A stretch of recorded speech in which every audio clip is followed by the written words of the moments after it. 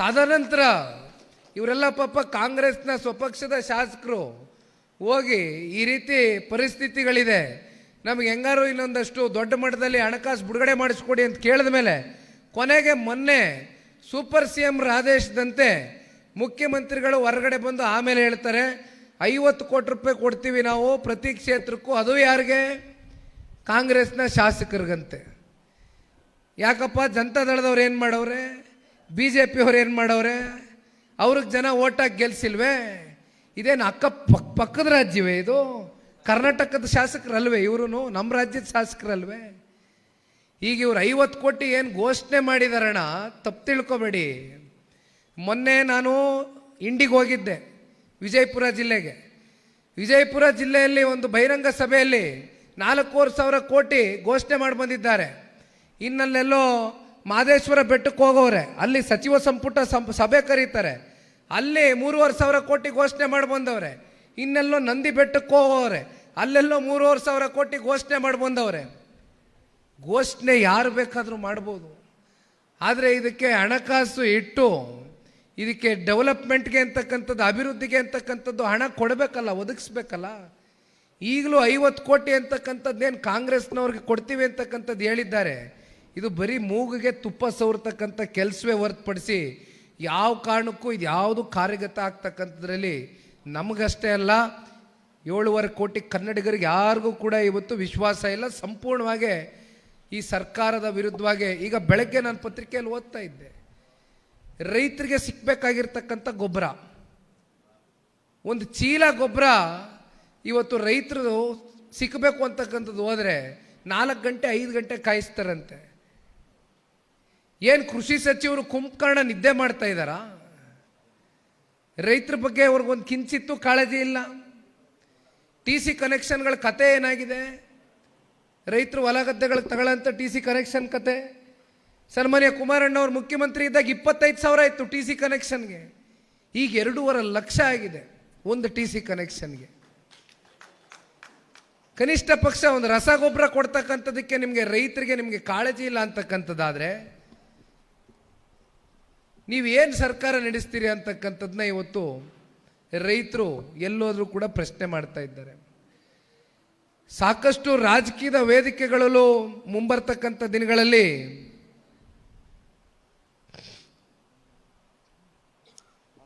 ರಾಜಕೀಯದ ವಿಚಾರಕ್ಕೆ ಸಂಬಂಧಪಟ್ಟ ಮಾತನಾಡ್ತಕ್ಕಂಥ ವಿಚಾರಗಳು ತುಂಬ ಇದೆ. ಆದರೆ ಒಂದು, ಮೊರಾರ್ಜಿ ಶಾಲೆಯಲ್ಲಿ ಶಮಿತಾ ಅಂತಕ್ಕಂಥ 9ನೇ ಕ್ಲಾಸಿನ ಹೆಣ್ಮಗಳು,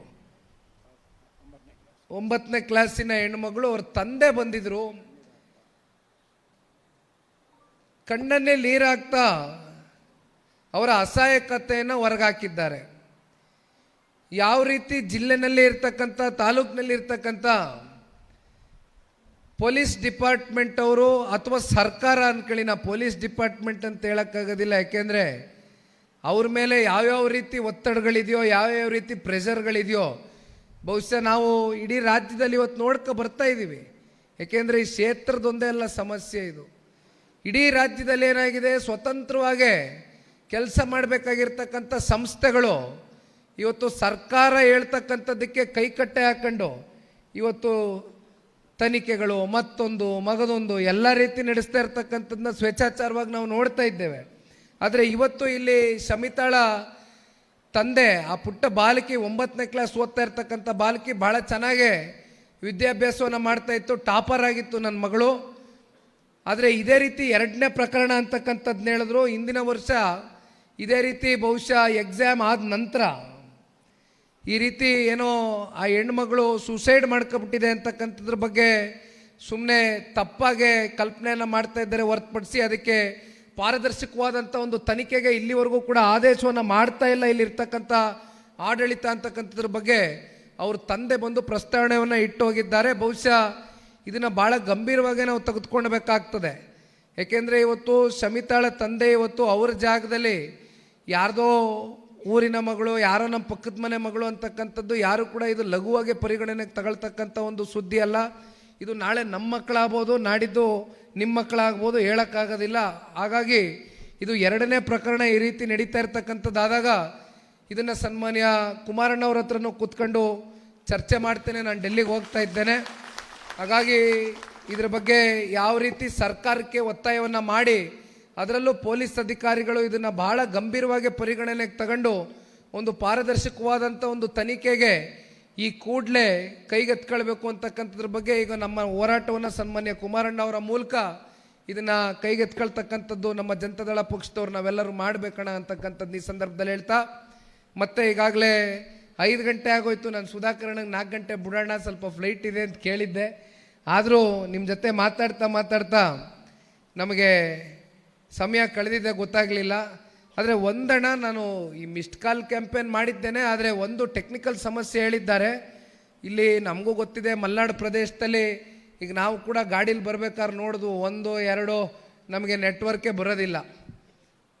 ಹಂಗಾಗಿ ಇಲ್ಲಿ ನಾನು ನಿಮಗೆ ಮಿಸ್ಡ್ ಕಾಲ್ ಕ್ಯಾಂಪೇನ್ನ ನೀವು ಎಷ್ಟರ ಮಟ್ಟಕ್ಕೆ ನೀವು ಮಾಡಲಿಕ್ಕಾಗ್ತದೆ ದಯಮಾಡಿ ಮಾಡಿ. ಆದರೆ ಒಂದು ನನಗೆ ಹೆಂಗಿದ್ರು ಹಾಳೆಗಳಿದೆ, ಇಲ್ಲಿ ಹಾಳೆ ಇದೆ, ನಿಮಗೆ ಇದನ್ನೇ ನೀವು ನನಗೆ ಈ ಪೇಜ್ನಲ್ಲಿ ಒಂದು ಫಾರ್ಮ್ನಲ್ಲಿ ಫಿಲ್ ಮಾಡಿಕೊಟ್ರೆ ಪ್ರತಿ ಗ್ರಾಮಕ್ಕೆ ಬೂತ್ ಮಟ್ಟದಲ್ಲಿ ಎಷ್ಟು ಬೂತ್ ಇದೆಯಣ್ಣ?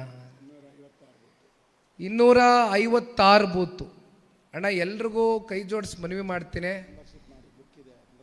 ಪಕ್ಷ ತಳಮಟ್ಟದಿಂದ ಕಟ್ಟಬೇಕು ಅಂತಕ್ಕಂಥ ಚಿಂತನೆ ಏನಿದೆ, ಈ ಪಕ್ಷ ಒಂದು ಕೇಡರ್ ಬೇಸ್ಡ್ ಪಾರ್ಟಿ ಸಿಸ್ಟಮ್ಗೆ ತಗೊಂಡು ಬಂದು ನಿಲ್ಲಿಸಿದಾಗ ಮುಂದಿನ ದಿನಗಳಲ್ಲಿ ಪಕ್ಷ ಅಧಿಕಾರಕ್ಕೆ ಬಂದಂಥ ಸಂದರ್ಭದಲ್ಲಿ ನಿಮ್ಮ ಮೂಲಕ ರಾಜ್ಯದ ಆಡಳಿತವನ್ನು ಕೊಡ್ತಕ್ಕಂಥದ್ದಕ್ಕೆ ನೀವು ನಮಗೂ ಶಕ್ತಿ ತುಂಬಿಸ್ದಂಗೆ ಆಗ್ತದೆ, ನಾವು ನಿಮ್ಮನ್ನು ಮುಂದಿನ ದಿನಗಳಲ್ಲಿ ಅಧಿಕಾರಕ್ಕೆ ಬಂದಂಥ ಸಂದರ್ಭದಲ್ಲಿ ಗುರುತಿಸ್ದಂಗೆ ಆಗ್ತದೆ. ಆ ಹಿನ್ನೆಲೆಯಲ್ಲಿ ದಯಮಾಡಿ ತಾವೆಲ್ಲರೂ ಕೂಡ ಸುಧಾಕರಣ್ಣಗೆ ನಾನೇನು ಹೇಳಬೇಕಾಗಿಲ್ಲ, ಆದರೂ ಕೂಡ ವೇದಿಕೆ ಮೇಲೆ ಇರ್ತಕ್ಕಂಥ ಹಿನ್ನೆಲೆಯಲ್ಲಿ ನಿಮ್ಮೆಲ್ಲರ ಮುಂದೆ ಒಂದು ಮನವಿಯನ್ನು ಇಡ್ತೇನೆ. ಇನ್ನು 30 ದಿನಗಳ ಕಾಲ ನೋಡಿ, ಮಳೆ ಎಲ್ಲ ಯಾವಾಗ ಸ್ವಲ್ಪ ಕಮ್ಮಿ ಆಗ್ತದೋ, ಇನ್ನೊಂದು 15-20 ದಿನ ಬಹುಶಃ ಮಳೆ ಇದೇ ರೀತಿ ನಿಮಗೆ ಧಾರಾಕಾರವಾಗಿ ಸುರಿಬೋದು. ತದನಂತರ ಒಂದು ಸ್ವಲ್ಪ ಮಳೆ ಕಮ್ಮಿ ಆಗ್ತಾ ಇದ್ದಂಗೆ ಒಂದು 30 ದಿನಗಳ ಕಾಲ ದಿವಸಕ್ಕೆ 5-6 ಗಂಟೆ, ನಾನೇನು 24 ಗಂಟೆನೂ ಪಕ್ಷದ ಕೆಲಸ ಮಾಡಿ ಅಂತ ನಿಮ್ಗೆ ಕೇಳೋದಿಲ್ಲ. ಯಾಕೆಂದರೆ ನಿಮ್ಮದು ವಹಿವಾಟುಗಳು, ವ್ಯವಹಾರಗಳು, ನಿಮ್ಮದು ಬದುಕನ್ನು ನೀವು ಕೂಡ ಕಟ್ಕೊಳ್ಬೇಕಾಗ್ತದೆ, ನೋಡಬೇಕಾಗ್ತದೆ, ಕೆಲಸಗಳಿರ್ತವೆ.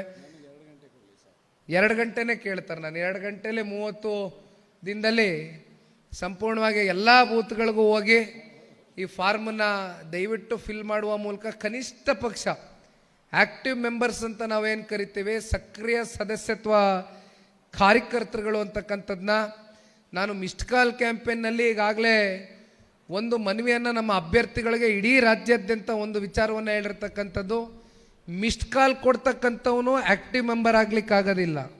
ಫಾರ್ಮನ್ನು ಮಿಸ್ಡ್ ಕಾಲ್ ಕೊಡ್ತಾ ಇದ್ದಂಗೆ ಒಂದು ಫಾರ್ಮ್ ಬರುತ್ತೆ, ಆ ಫಾರ್ಮ್ನ ಫಿಲ್ ಮಾಡಿ ಅದರಲ್ಲಿ ರಿಜಿಸ್ಟ್ರೇಷನ್ ಪಡ್ಕೊಂಡವನು ಮಾತ್ರ ಜನತಾದಳ ಪಕ್ಷದ ಸಕ್ರಿಯ ಕಾರ್ಯಕರ್ತನಾಗಿ ಹೊರಹೊಮ್ಮತಕ್ಕಂಥದ್ದಾಗತ್ತೆ. ಹಾಗಾಗಿ ನಾನು ಎಲ್ರಿಗೂ ಒಂದೇ ಮಾತು ಹೇಳಿದ್ದೇನೆ, ಸಂಪೂರ್ಣವಾಗಿ ಮಿಸ್ಡ್ ಕಾಲ್ ಅಂತಕ್ಕಂಥದ್ದು ಇಡೀ ರಾಜ್ಯದಲ್ಲಿ ಕನಿಷ್ಠ ಪಕ್ಷ ನಾವು 50 ಲಕ್ಷ ಗುರಿಯನ್ನು ಮುಟ್ಟಬೇಕು, ಅದನ್ನು ದಾಟಬೇಕು ಅಂತಕ್ಕಂಥದ್ದನ್ನ ಇಟ್ಕೊಂಡೆ ನೋಟಿದ್ದೇವೆ. ಇದು ಮಿಸ್ಡ್ ಕಾಲ್ ಕೊಡ್ತಕ್ಕಂಥದ್ದು ಒಂದು ಭಾಗ. ಆದರೆ ಈಗ ಒಂದು ಉದಾಹರಣೆಗೆ 100 ಕ್ಷೇತ್ರ ಅಂತ ಅಂದ್ಕೋಣ. ಒಂದೊಂದು ಕ್ಷೇತ್ರದಲ್ಲಿ ನಾವು 25,000 ಜನ ಆ್ಯಕ್ಟಿವ್ ಮೆಂಬರ್ಸ್ನ ನಾವು ಮಾಡಿದಂಥ ಸಂದರ್ಭದಲ್ಲಿ ಅದು 25 ಲಕ್ಷ ಆಗುತ್ತೆ. 100 ಕ್ಷೇತ್ರಕ್ಕೆ ನಾನು ಹೇಳ್ತಾ ಇರೋದು ನಿಮಗೆ.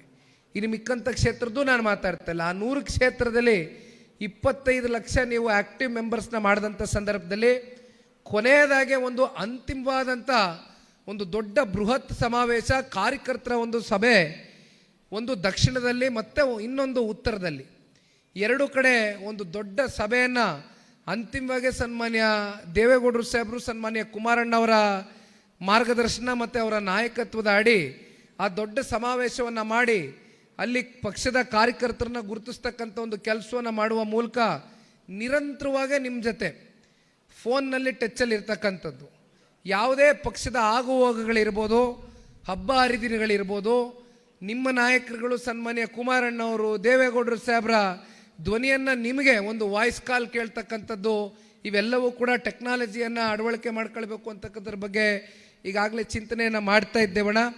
ದಯಮಾಡಿ ಅದಕ್ಕೆ ಪೂರಕವಾಗಿ ನಿಮ್ಮೆಲ್ಲರ ಹೋರಾಟ, ನಿಮ್ಮೆಲ್ಲರ ಶ್ರಮ, ಯಾಕೆಂದ್ರೆ ಜಾಸ್ತಿ ಹೊತ್ತು ತಗೊಬಿಟ್ಟಿದ್ದೀನಿ, ಟೈಮ್ ಸುಸ್ತಾಗಿದ್ದೀರಿ ಬಹುಶಃ ತಾವುಗಳು ನನ್ನ ಮಾತು ಕೇಳಿ. ಹಾಗಾಗಿ ನಾನು ಇನ್ನೂ ಹೆಚ್ಚಿಗೆ ಸಮಯ ತೆಗೆದುಕೊಳ್ಳೋಕೆ ಹೋಗೋದಿಲ್ಲ.